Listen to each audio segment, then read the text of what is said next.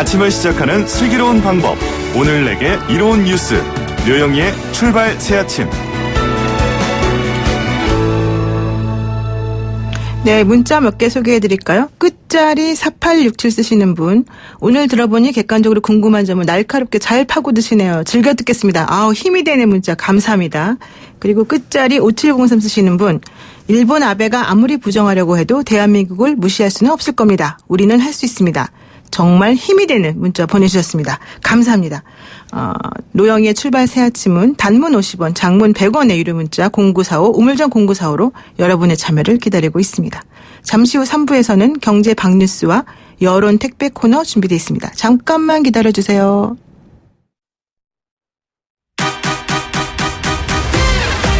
알면 대박, 모르면 쪽박. 경제 박뉴스.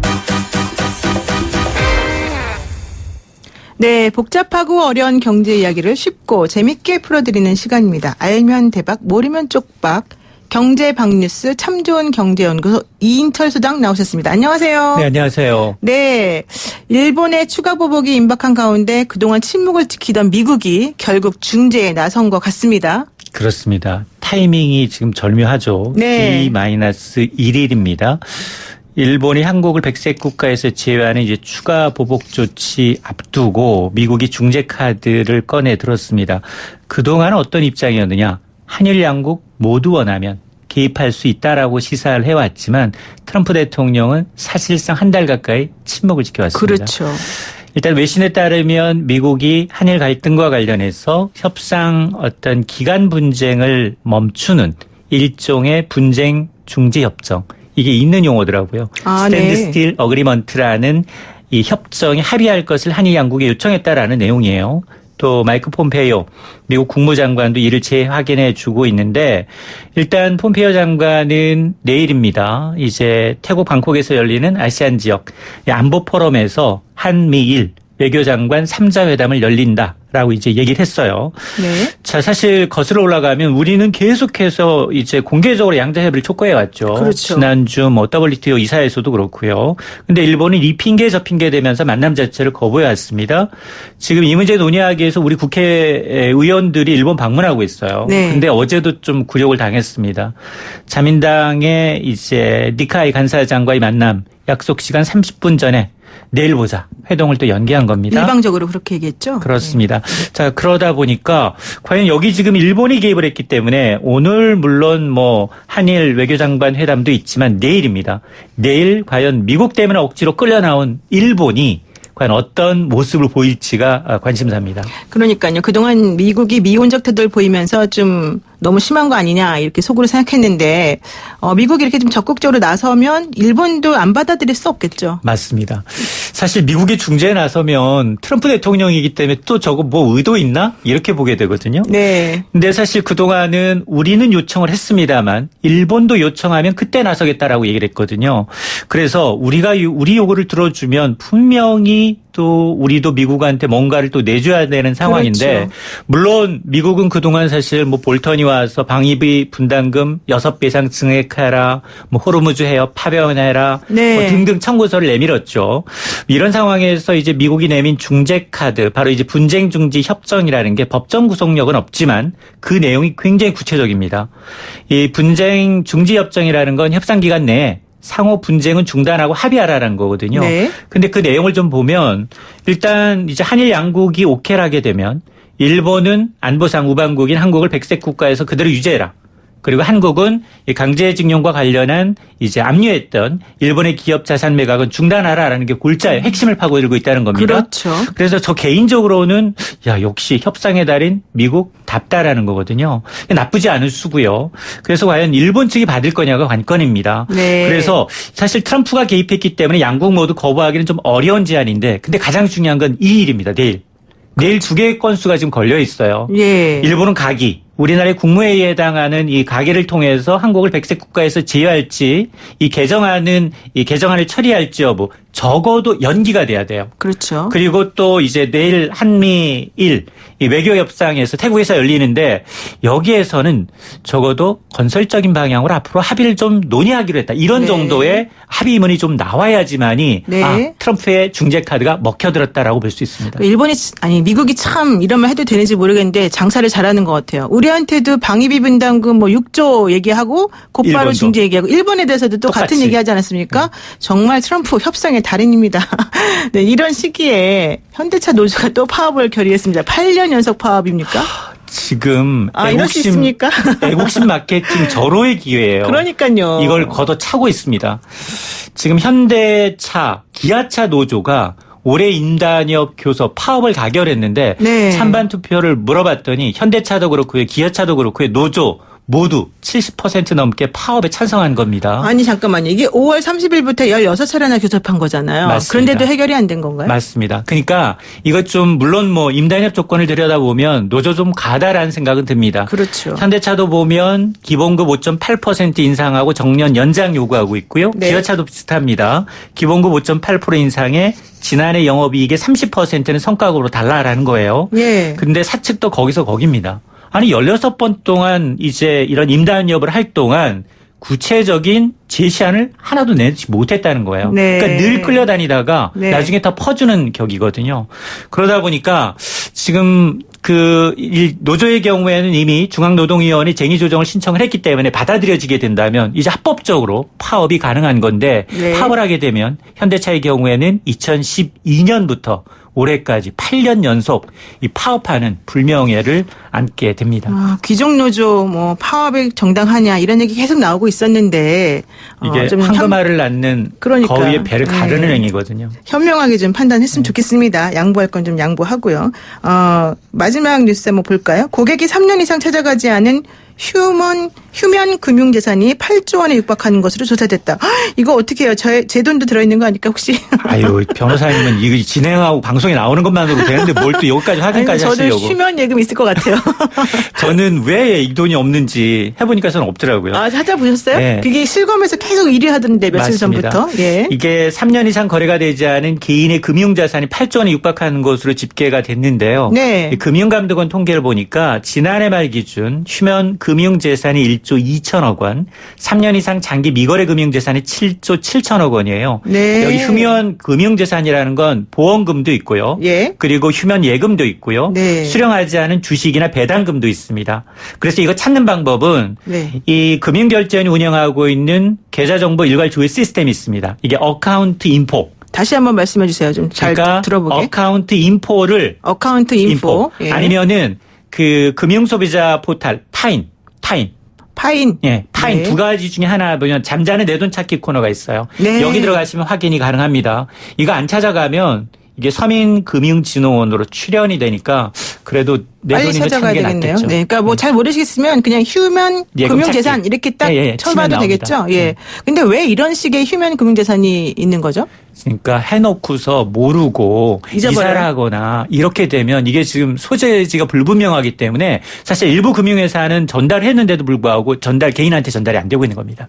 그렇군요. 네. 지금 얘기 들어보니까 장기 미거래 금융재산은 예금이 4조 6,148억 원. 맞습니다. 또 미지급 보험금이 3조 315억 원 이렇게 돼 있는데요. 전 여기서 이 미지급 보험금을 꼭 말씀드리고 싶어요. 네. 저희가 그 소송을 하다 보면 이거 막 직업 정신이 나오는데 그 보험 사고 관련해 가지고 보험회사가 정말 돈을 안 주거든요. 안 줘요. 알려주지 않습니다. 아니 그리고 정말 소송비에 더 들 것 같은데도 안 주는 경우가 많은데 네. 여기 보니까 미지급 보험금이 3조 315억 원이라뇨. 이게 말이 됩니까? 그러니까 이제 변호사님처럼 이제 똑부러지게 따지시는 분들한테 내줘요. 아닙니다. 저한테도 안 저희처럼 주던데. 저희처럼 그냥 일반 네. 서민들한테는 연락도 안 합니다. 네, 그렇군요. 보험회사 여러분들 좀 생각해 주세요. 예, 오늘 말씀 여기까지 듣겠습니다. 고맙습니다. 네, 감사합니다. 네, 지금까지 참 좋은 경제연구소 이인철 소장이었습니다.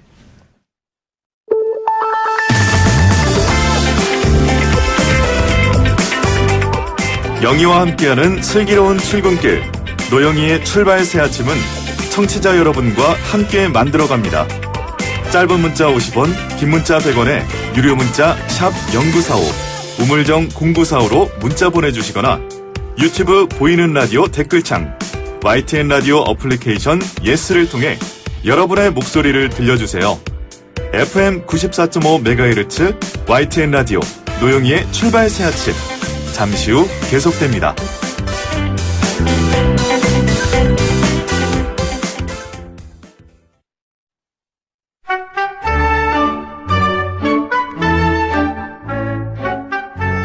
네, 끝자리 6404 쓰시는 분이 뭐라고 문자 보내셨냐면요.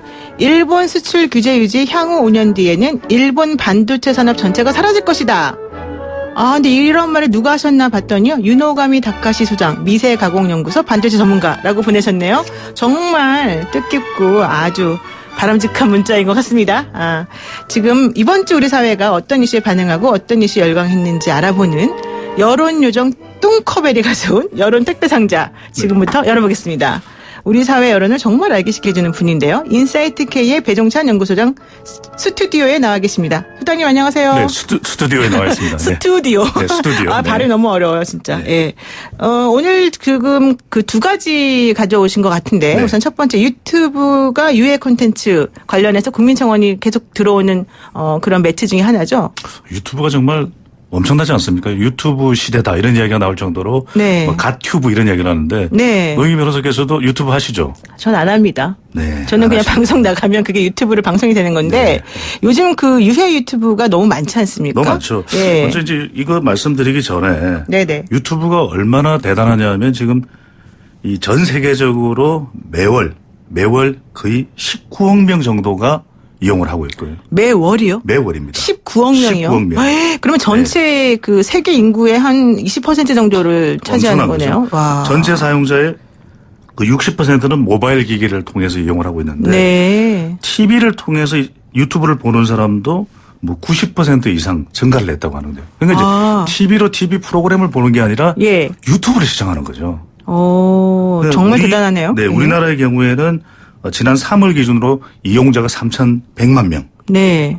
그다음에 이용 시간이 무려 316억 분. 억분. 억분입니다. 억분. 네. 억입니다. 억소리가 납니다.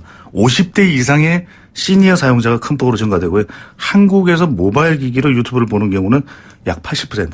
아, 그렇군요. 세계 평균보다는 높습니다. 그만큼 대한민국은 유튜브 사회다라고 해도 과언이 아닐 정도입니다. 네, 정말 그 모바일로 보면 이제 편하니까 좀 빨리빨리 보시는 것 같고 네. 또 텔레비전으로 시청하시는 분은 모바일에 보면 화면이 작으니까 네. 좀 편하게 보시려고 보는 것 같은데 사실 유튜브를 하루에 한 번도 안 본다? 이런 분이 이제 점점 사라지고 있는 네. 것 같습니다. 하루에 한 번을 안 보면 뭐 입안에 가시가 돋는 건 아니지만 네, 네. 그만큼 이제는 우리에게 아주 일상이 되고 있는 것이죠. 그러네요. 네.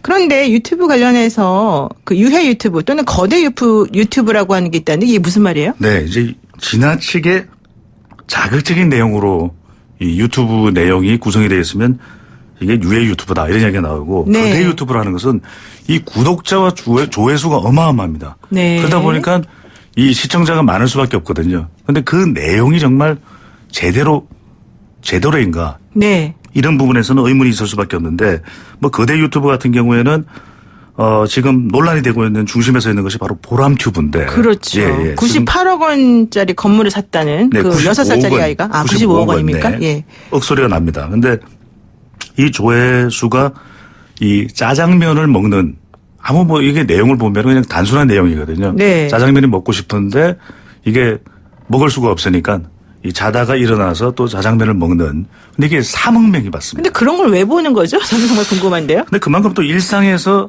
우리와 너무 우리의 생활과 그냥 거의 아주 가깝게 또 네. 이 아주 이 일상적인 보통의 내용들로 구성되어 있으니까 더 친근감이 가는 거죠. 아. 그러다 보니까 유튜브를 더 많이 보게 되는데 네. 문제는 뭐냐면 이 보람튜브가 이렇게 많은 수익 매월 한 40억 정도 수익을 올리고 있다고 합니다. 매월이요? 매월이에요. 와. 네. 그러면은 이게 지금 그래서 뭐가 문제라는 거죠? 그렇죠. 이제 그런데 문제는 뭐냐면 이 어린아이 보람양에게 이게 정말 어린아이로서는 보여줄 수 없는 무리한 내용으로 구성이 되어 있다는 거죠. 예를 들면 어떤 게 있습니까? 모든 동영상이 그런 것은 아닌데 가령 이 아빠의 이 바지 호주머니에서 지갑을 훔치는 그런 장면들. 아. 또는 심지어는 이 그런 좀 내용들로 구성이 되어 있는 거. 심지어는 출산하는 장면도 그렇죠. 사실은 좀 임신해서 나오잖아요. 출산하는 장면도 있고 자동차를 운전하는 그렇죠. 운전 면허조차 없는 어린아이가 그런 장면이 노출되다 보니까 이게 세이버 더 칠드런에서는 이것이야말로 무리한 내용, 아동 학대 내지 아동 착취로밖에 볼 수가 없다. 이 수익을 올리기 위해서 또 심지어는 다른 유튜브의 경우에는 어린아이가 죄송합니다. 이 10kg의 대형 10kg의 대형 문어를 먹는 문어요? 그렇죠. 오. 이게 뭐 뚱커벨 같으면은 뭐 10kg 대형 문어도 그게 뭐 부담스럽지가 않은데 아이가 네. 예, 문어를 먹는 그런 장면들이 노출되면서 이건 아동 학대에 가깝다. 이렇게 해서까지 광고 수익을 올리는 것이 말이 되느냐. 또 한편으로는 정치적 편향성이 있는 내용들도 상당히 많거든요. 그렇죠. 그러다 보니까 계속해서 더 자극적인 이 정치적인 시사 내용을 담고 있는 유튜브들이 올라오다 보니까 이것이 과연 건전하고 생산적인 유튜브인가 이런 이야기가 나오는 것이죠. 우리가 지금 문제로 삼는 것 중에 하나가 이제 가짜 뉴스라고 하는 것이 그렇죠. 소위 말하는 가짜 뉴스가 이 유튜브를 통해서 막 무분별하게 확산된다, 확대 재생산된다 이런 얘기가 있는데요. 그 실질적으로 유튜브 내용을 보면서 이게 가짜 뉴스인지 아니면 뭐 진짜 뉴스인지 이런 걸 알아보는 판별법 같은 것도 있어요? 가려내기가 쉽지는 않죠. 물론 이제 이 모든 것이 거짓 내용으로 구성이 되어 있는 것이 아니라 네. 가짜 내용과 진짜를 구분하지 못하는 그런 내용들도 유튜브에서 구성이 되고 있거든요. 네. 그러니까 심지어는 관련해서 내용을 보면은 이 지난해 한국언론진흥재단이 이 8월 20일부터 24일까지 전국 예.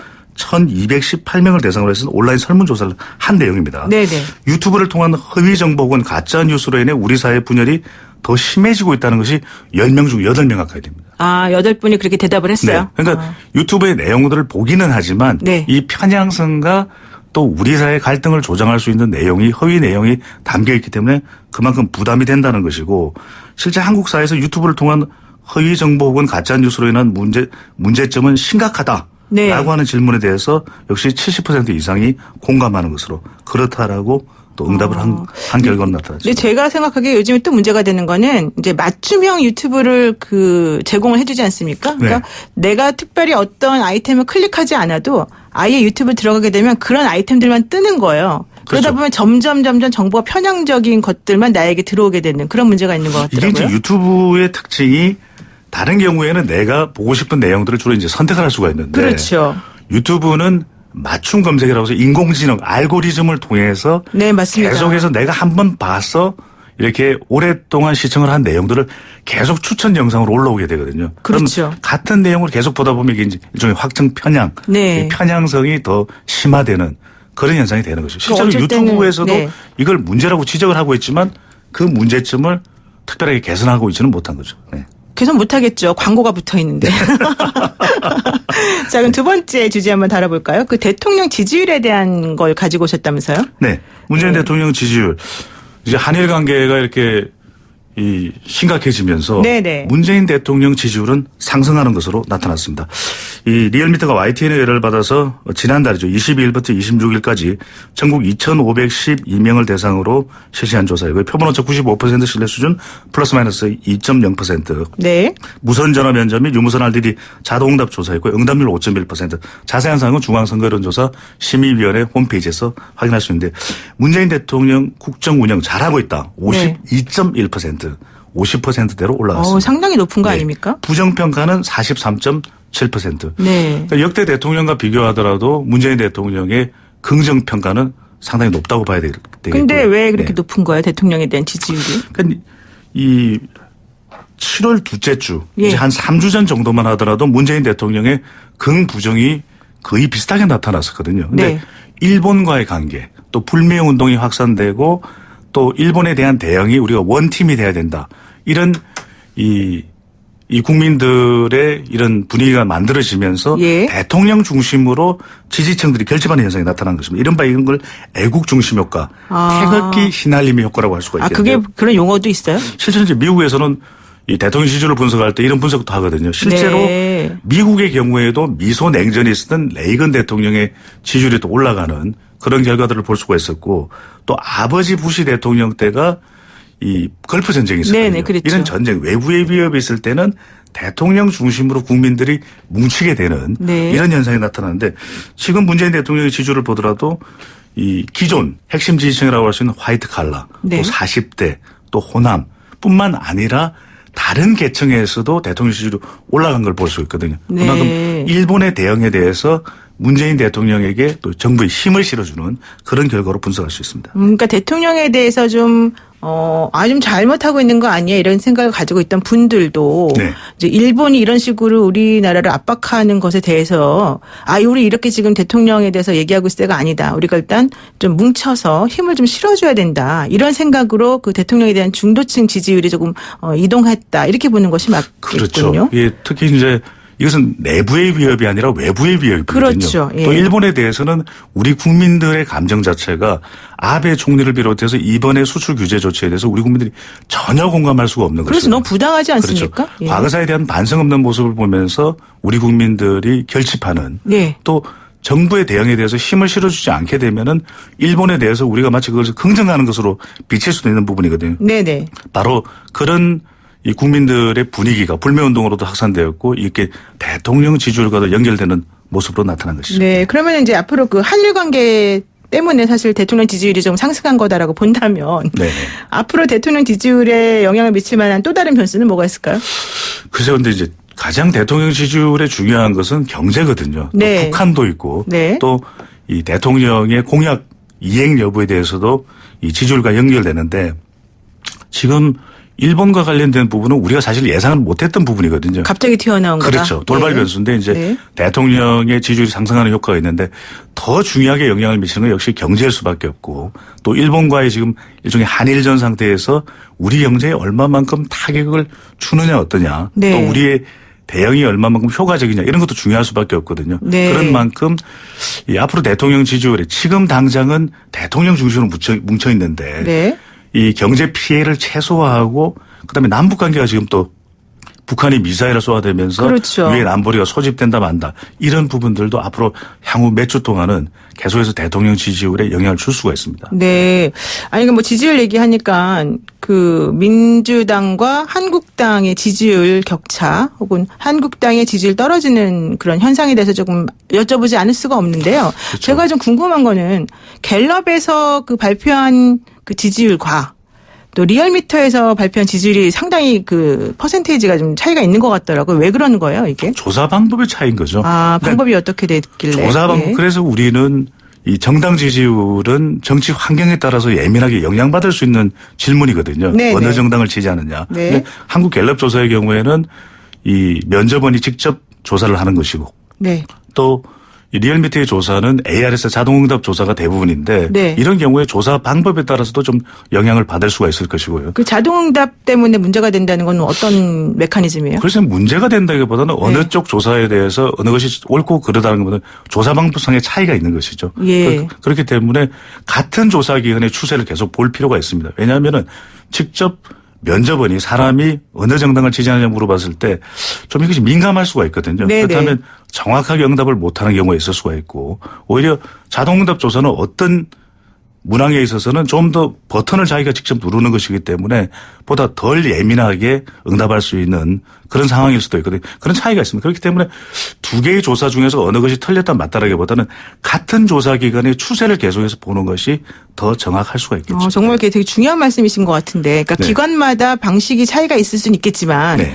한 기관에서는 결국 같은 방식으로 이제 조사를 한다면 그것은 뭐 조사 방식의 차이 때문에 그런 결과가 나왔다고 말하지 않을 수 있는 그렇죠. 거잖아요. 이제 이 조사 결과라는 게 좀 더 긴 기간을 볼 그렇죠. 필요가 있겠죠. 그냥 지난주 또는 며칠 전과 비교를 해보면 아주 민감한 현안이 이슈가 또 집중적으로 영향을 미칠 수도 있거든요. 그렇다면 왜 이렇게 지지율이 떨어졌어 올라갔어. 네네. 또 정치인이나 또 대표 또는 원내대표 예, 이런 예. 발언에 대해서도 영향을 또 받을 수가 있거든요. 네. 응답자들은. 네. 그렇기 때문에 조금 긴 기간의 추세를 보면서 자유한국당의 지지율 또는 더불어민주당의 지지율이 상승 추세냐 또는 하락 추세냐 이렇게 구분해서 보시는 게 필요한 거죠. 오히려 이게 여론조사라는 것이 너무나 우리가 지나치게 맞다 그르다로 판단하기 시작하면은 마치 이거 여론조사 맞는 거냐 믿을 수 있냐 이게 신뢰도에까지 연결되기 때문에 그런 정도의 뭐 지나친 의존보다는 네. 참고적으로 이런 추세로 가고 있구나 그렇게 보시는 것이 더 현명할 것으로 보입니다. 그 여론조사 결과 뭐 말씀하시니까 그런데 예컨대 민주당하고 한국당의 그 지지율 추이를 살펴보게 되면 민주당 같은 경우에 뭐 민주당이 특별히 잘했다기보다 한국당이 뭐 막말이라든가 뭐 친일이라든가 이런 여러 가지를 오히려 뭐 자살골을 넣는 바람에 오히려 민주당이 이득을 보았다. 이런 얘기를 하는 분들이 많이 있거든요. 어떻습니까? 그래서 이제 영향을 받을 수가 있겠죠. 그러니까 네. 이제 더불어민주당의 지지율은 대통령 지지율에 상당히 연동돼 있기 때문에 예. 지금처럼 이 응답자들이 대통령이 힘을 좀 실어줘야 되겠다. 외부의 위협 아니겠습니까? 이런 경우에는 더불어민주당의 지지율도 뭐 동반해서 올라가는 현상으로 나타나기도 하는데 반면에 자유한국당의 경우에는 지지율 하락이 단순히 뭐 반일 감정, 네. 친일이냐 반일이냐라기보다는 좀 더 내부에 혁신하는 모습들 또는 최근에 나오는 아주 좀 무책임한 발언들 네. 이런 부분들이 또 영향을 미칠 수가 있는 것이거든요. 좀 더 이 샤이 보수들이 지지할 정당이 없다라고 선택하는 것이 아니라 우리가 보수의 지지를 보낼 수 있다. 이렇게 하려면 좀 더 환경이 편안한 환경이 돼야 되는데 네. 그렇지 못한 경우에는 아주 예민한 일들이 발생하고 또 발언이 튀어나오고 이렇게 되면은 자유한국당의 지지율이 오히려 하락하는 현상으로 연결되는데 더 중요한 건 이런 거죠. 물론 사람 문제도 있겠고 또 내부에 혁신하는 모습들 이런 네. 부분들을 모여줘야 자생적인 지지율이 올라갈 수 있겠죠. 태근 또 부분적으로는 우리 공화당이 또 지지율을 조금씩 얻어가는 모습을 보여주거든요. 그러니까요. 또 예. 여론조사에도 포함이 되고 이런 것도 자유한국당 지지율에 뭐 간접적으로 영향을 준 것으로 보입니다. 자유한국당을 지지하고 사랑하는 분들이 조금 실망하는 부분들이 있어서 오히려 좀 이탈표가 있는 거 아닌가 생각이 드는데요. 그렇게 해서 내부 혁신이 중요하겠죠. 그렇죠. 중요한 건 중도층을 어떻게 잡느냐 이거인 것 같습니다. 정답입니다. 예, 오늘 말씀 여기까지 듣겠습니다. 감사합니다. 감사합니다. 네, 지금까지 여론 택배 요정 뚱커벨 인사이트 K 배종찬 소장과 함께했습니다. 노영의 출발 새 아침 잠시 후 돌아옵니다.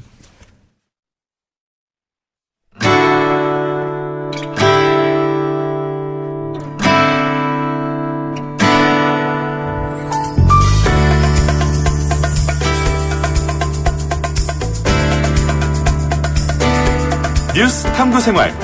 바른 역사. 뉴스를 각별한 시선으로 다시 들여다보는 시간입니다. 뉴스 탐구 생활. 오늘은 바른 역사 시간입니다. 역사라는 프리즘을 통해서 뉴스를 똑바로 들여다보도록 해야겠습니다. 역사학자 전우용 한국학중앙연구원 개건교수 스튜디오에 함께 오셨습니다. 안녕하세요. 네, 안녕하세요. 네. 오늘 본격적인 얘기를 하기 전에요. 잠깐 여쭤볼 게 생겼어요.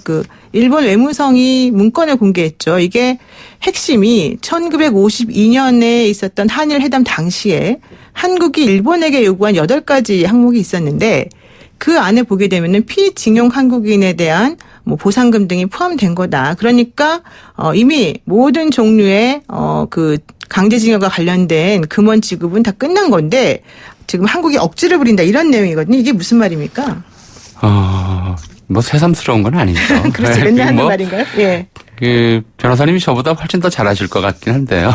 아닙니다. 당연히 뭐 예. 더 잘하실 건데 보상과 배상의 차이가 있잖아요. 네네. 그리고 일본은 이제 식민 지배의 불법성뿐만 아니라 식민 지배 과정에서 자행한 이제 일본인 기업 또는 단체, 개인 등의 불법 행위에 대해서 한 번도 그걸 인정하고 그렇죠. 또 그에 대해서 사과 배상을 한 적이 없거든요. 네. 그래서 이 얘기를 좀 애초에 뭐 하나마나 한 얘기고 일본이 뻔한 얘기를 주로 국내 일본인들을 설득하기 위해서 네. 내놓았다고밖에 볼 수 없는데요.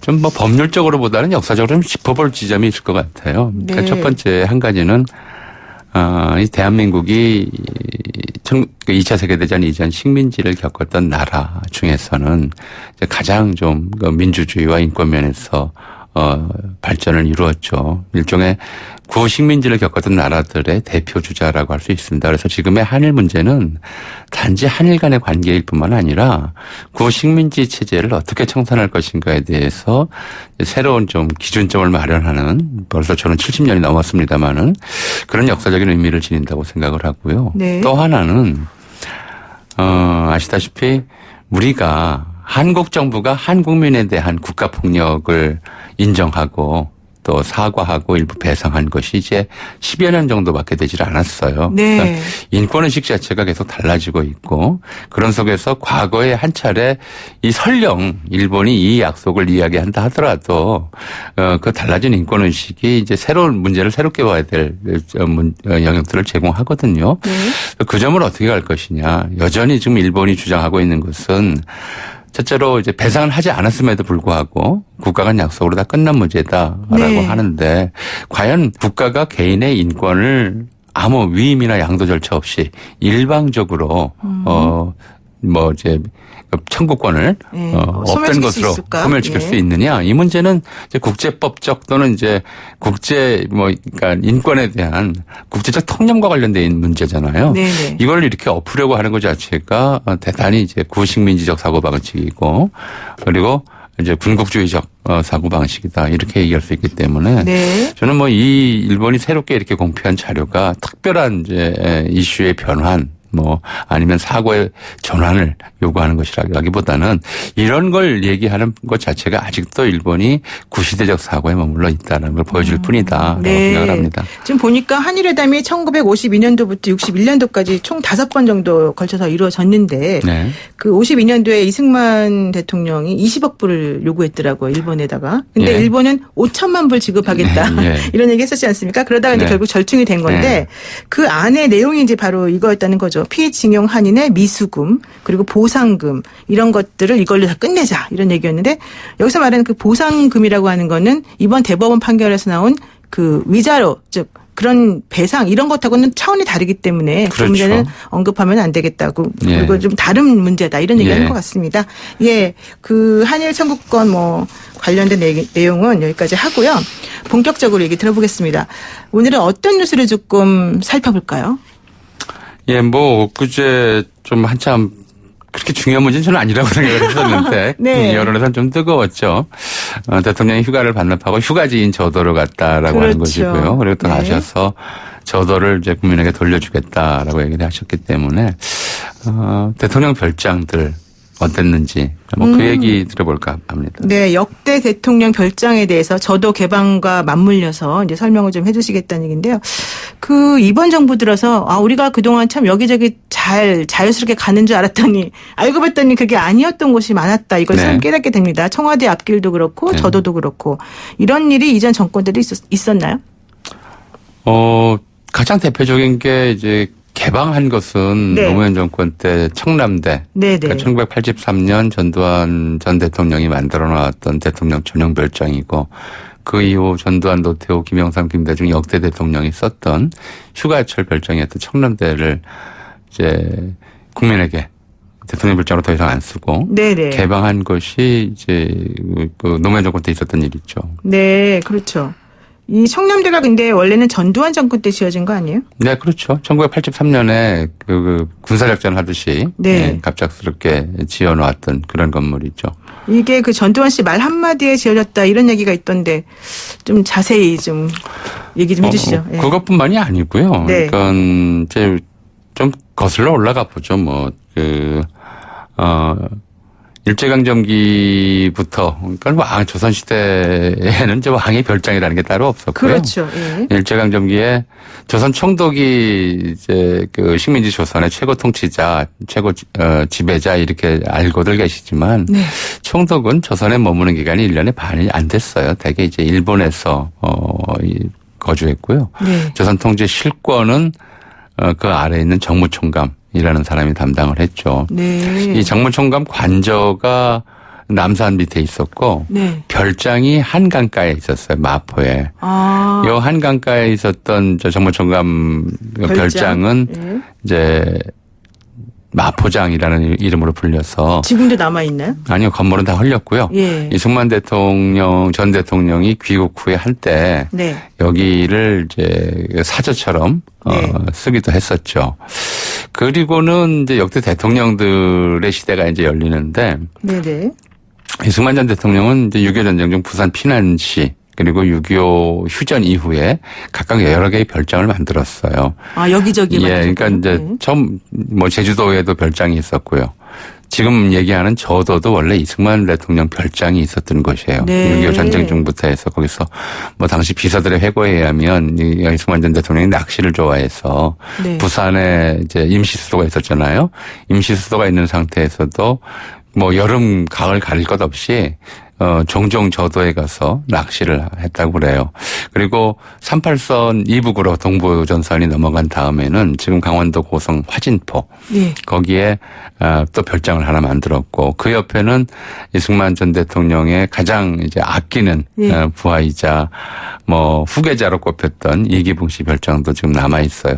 굉장히 재미있는 것은 뭐 지금 아시는 분들은 많이들 아시지만 거기서 얼마 떨어지지 않은 곳에 6.25 전쟁 전에 김일성, 북한의 김일성이 지었던 김일성 별장도 지금 남아 있어서 네. 화진포 일대는 남북한 6.25 전쟁 당시에 이제 이승만과 김일성의 별장이 서로 가까이 있는 아주 독특한 곳이 되어 있죠. 그럼 거기는 뭐 전쟁이 나도 가급적이면 포격 안 하는 방향으로 했겠네요, 양쪽에서. 그렇지는 않았겠죠. 서로 뭐 이게 원래 이제 김일성 별장만 있었던 곳인데 네네. 이제 국군이 그쪽 지역을 수복하면서 이제 거기에 일종의 좀 상징적인 의미에서 이승만 전 대통령 별장을 갖다 놨던 것 같아요. 근데 이제 썼다고는 하는데 예. 많이 쓰지는 않았을 거로 보이는 것이 그게 워낙 사정거리 가까운 곳이라서 이제 그래서 안 썼을 가능성은 좀 있어요. 그럼 네. 저도는 왜 그동안에 개방이 안 됐던 거죠? 저도는 이제 이승만 서울로 환도한 다음에는 이제 네. 안 썼어요. 안 썼고 다시 주민들이 들어와서 이제 생업을 종사하고 했었는데 네. 지금 아까 왜 이 말씀을 갑자기 드렸냐면 전 대통령 말 한마디에 청남대가 건설됐다. 네. 이런 이게 재벌 이제 특혜랑 관련이 있다 그러던데. 예, 뭐 이제 군사 독재 시절에는 얼마든지 가능하던 일이었잖아요. 네. 1972년에도 똑같은 일이 저도에서 벌어졌어요. 박정희 전 대통령이 여기 내 별장으로 쓰겠다. 그래서 그 섬에 살던 사람들을 그냥 다 쫓아내고. 그러면 사유재산을 침범한 거네요, 말하자면. 그게 재산 자체가 굉장히 애매하죠. 그러니까 네. 공도였기 때문에 그게 사유재산권이 등기되어 있는지 좀 불분명해요. 근데 이제 예. 그냥 빈 섬이었으니까 여기 이승만 전 대통령 떠나고 나서 거기에 네. 이제 주민들이 들어가 살았던 것이고 일부는 계속 그 전에도 살고 있었고요. 근데 별장을 쓰겠다고 다 쫓아내고 거기다가 대통령 별장을 지었던 것이죠. 네. 그러니까 1972년부터는 박정희 전 대통령이 혼자 쓰는 섬이 돼 버렸어요. 와, 진짜 예. 상상만 해도.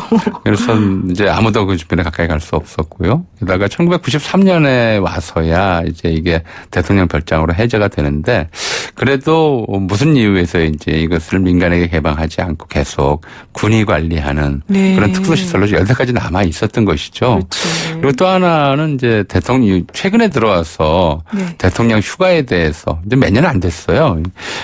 이게 그 일반 시민이 대통령 휴가를 갔다 어디서 휴가를 보낸다 이런 원래 정보도 정보를 공개하면 안 되는 그렇죠. 걸로 예전에 알고 있었는데. 이런 걸 접할 수 있다는 게 아주 최근의 일이죠. 그 전까지는 대통령의 휴가 일정도 국가 기밀이고요. 네. 안보와 관련된 사항이라서 전혀 보도하면 안 됐던 거잖아요. 그러니까 지금 이제 박정희 대통령 같은 경우에 그 저도 말고도 네. 용인 그다음에 아산, 도구온천 주변에 네. 각각 별장이 있었다고 하고요.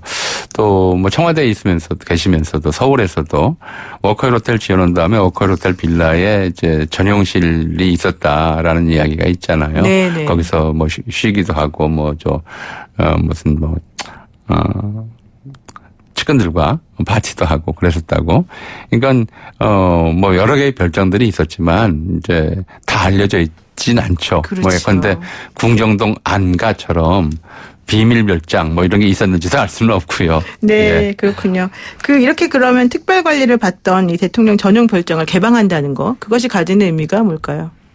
나는 뭐 이게 계속 그랬어요. 김영삼 정권 때 청와대 앞길 개방 일부 청와대 관광 허용했고요. 네. 노무현 정권 때 들어와서 청남대 개방했고 네. 이번에 이제 다시 저도 개방이라고 하는 것들이 나오는 일련의 과정이 전부 그거였죠. 그러니까 그동안 이제 박정희, 전두환 전 대통령이 별장을 설치하는 과정 자체가 대단히 어떻게 요즘 기준에서 보자면 비상식적이고 그렇죠. 또 이제 권위주의적이었잖아요. 그러니까 나가라 그러면 나가는 것이고, 또 짓겠다 그러면 짓는 것이고, 그리고 뭐 누구한테 이제 지어라 그러면은 이제 재벌들한테 그 주변 땅 이렇게 나눠주기도 하고, 이랬던 이제 비상식적인 이제 관행이 문제다라는 것을 스스로 인정하고 국가 스스로 인정하고 정부 스스로 인정하고 이제 대통령이 특별한 사람이 아니다. 네. 국민의 대표일 뿐이다라고 하는 탈권위적 행보 또는 탈권위화의 하나의 좀 상징적 사건들이다. 그러니까 별장이 만들어지는 과정이 이제 대단히 권위주의적인 양식 정치를 보여줬다면 별장제가 해제되고 또 이게 국민에게 개방되는 과정이 바로 우리 정치의 권위주의가 이제 줄어드는 또는 사라지는 이런 과정을 상징하는 그런 모습이다. 이렇게 볼 수도 있을 것 같습니다. 그래서 이제 이번에 그 문 대통령이 여름 휴가를 가지 않겠다고 한 게 화제가 되면서 조선시대 왕은 그러면 휴가를 갔었을까 이런 생각이 갑자기 드는데 뭐 옛날 왕은 뭐 따로 휴가를 갈 필요가 없었다고 알려지긴 했습니다만은 세종 또 세조 이런 분들은 온양온천으로 뭐 휴가를 떠나기도 했다고 그러던데 맞습니까? 그러니까 이제 휴가라는 말을 좀 쓰기가 그렇죠. 그러니까 요즘 시민들이야 휴가 생각하면은 네네. 차 타고 어디 갈 거냐, 비행기 타고 어디 갈 거냐 뭐 이런 거 당장 떠올리잖아요. 네. 조선시대 차도 없고 비행기도 없는데 어딜 가겠어요. 그게 좀 가까운 데 가나요 그러면? 그냥 가는 것 자체가 고역이죠. 그리고 본인만 힘들 뿐만 아니라 왕이 한번 행차하면 수천 명이 고역이에요. 그러니까 그러네요. 왕이 이렇게 멀리 간다는 것 자체가 특별한 일이 아니면 네네. 이제 하지 않는 일이죠. 그래서 그 서울에 궁궐이 많은 것도 왕이 필요에 따라서는 이 궁궐 저 궁궐로 옮겨 다녀요. 그게 네. 일종의 이제 기분 전환이고 분위기 전환하기 위해서 다니는 것이었고요. 그러니까 다만 이제 조선 초의 경우에는 온양온천이나 이런 쪽이 피부병에 이제 치료제죠. 그러니까 피부병에 특효라고 해서 그 당시에는 뭐 다른 별다른 약이 없었기 때문에 왕이 피부병이 있거나 하고 속이 아프거나 이럴 때는 이제 온천하러 치료차 거기까지 가는 경우들이 있었어요. 네. 이제 많이 갔었고요. 뭐 세조가 특히 많이 갔고요. 이 사람은 피부병이 좀 많았을까요? 세조가? 자기 조카하고 동생을 죽이고 왕에 올랐는데 좀 네. 병치레가 많았어요. 그래서 그게 자기가 나쁜 짓을 한 죄값이다라고 생각을 했던 것 같아요. 그래서 그렇군요. 본인 스스로 의학 연구를 참 많이 했고요. 온천에도 자주 다녔어요. 물론 그 전에 세종도 이제 온천을 다니고 그렇게 다니다 보니까 왕릉을 서울 가까운 곳이 아니고 자기 무덤을 여주에까지 갖다 썼던 거거든요. 네. 그러니까 근데 이건 이제 굉장히 좀 중요한 의미를 지니는 것이 뭐 온천을 하고 돌아온다로 끝나는 것이 아니고 네. 이 왔다 갔다 하는 상황에서 구중궁궐 안에 서울 물정밖에 모르던 왕이 이제 가까운 지역의 민심을 살필 수 있는 기회로 백성들의 활용했던 생활을 거죠. 보는. 그러니까 대표적으로 이런 사례가 있어요. 세종이 이제 온천을 하고 온양에서 서울로 돌아오는데 길가에 사람이 하나도 안 보이는 거예요. 네. 그래서 이제 조정에 들어와서 신하들에게 물어보죠. 내가 오는 길에 보니 길가에 백성들이 하나도 안 보이더라. 어떻게 된 일이냐. 그랬더니 이제 지방관이 경기감사가 자랑스럽게 얘기를 하는 거예요. 때가 마침 흉년이라서 굶주린 백성들이 길가에 이제 널려 있는데 이들이 어가를 갈아먹고 왕의 가마를 갈아먹고 하소연이라도 하면 임금의 심기를 거스를 것 같아서 접근하지 못하도록 막았습니다. 이렇게 이제 신하가 얘기를 한 거죠. 예. 그러니까 세종이 이 말을 듣고 불같이 화를 냈다고 그래요. 내 놈이 과연 뭐 하는 놈인데 네. 감히 백성과 나 사이를 가로막느냐. 백성들이 왕한테 하소연할 게 있으면 하소연하게 놔둬야지. 예. 그걸 가로막아서 백성들의 이목으로부터 내 이목에서 백성들을 사라지게 한 것은 이건 용서할 수 없는 죄다.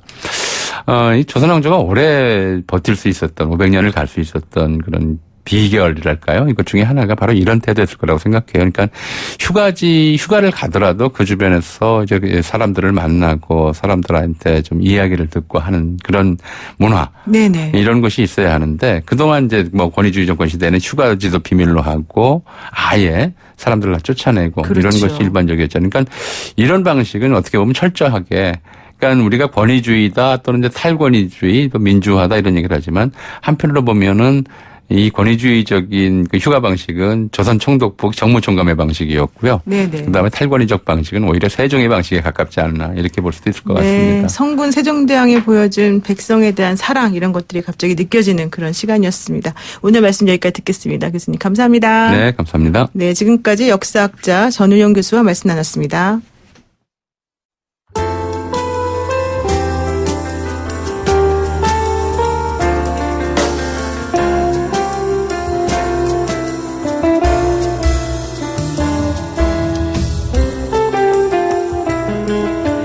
무장론은 일단 한번 찔러보자는 안보 포퓰리즘이다. 오늘 더불어민주당 홍익표 의원의 발언입니다. 위기는 기회라고 하지만 정치권이 여야를 가리지 않고 위기를 정치적 기회로 삼고 있는 건 아닌지 돌아봐야겠습니다. 그리고 정치인들이 정말 돌아봐야 될 현장을 제대로 돌아보고 있는지도 생각해 봐야겠습니다. 목동 펌프장 참사, 있어서는 안 되는 일이 또 일어났습니다. 삼가 고인의 명복을 빕니다. 노영희의 출발 새 아침, 오늘은 여기까지입니다. 내일 아침 7시 15분에 더 슬기로운 내용으로 찾아뵙겠습니다.